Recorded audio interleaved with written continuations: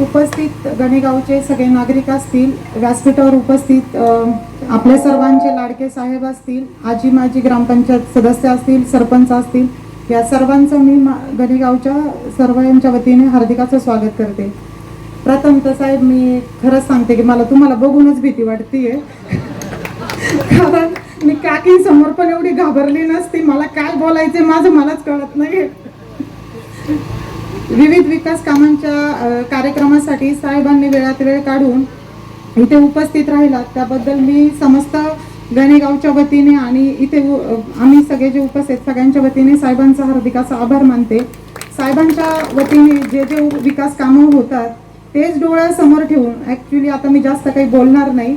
अमोल भाऊजी असतील, महेश भाऊजी असतील, यांनी बाकीचं काय असेल ते सगळं सांगितलेलंच आहे.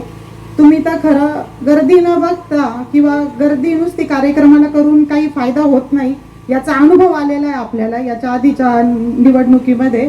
त्याच्यामुळे विकास कामे काय होत आहे साहेबांच्या मार्फत हे नक्की तुम्ही डोळ्यासमोर ठेवून आम्हाला दोघांना तिघांनाही चांगल्या प्रकारे संधी देताल अशी नम्र अशी विनंती करते. आणि तुम्ही सगळेजण इथे उपस्थित राहिलात त्याबद्दल तुमचं आमच्या सर्वांच्या वतीने आणि सगळ्यांच्या वतीने हार्दिक असं स्वागत करते. धन्यवाद.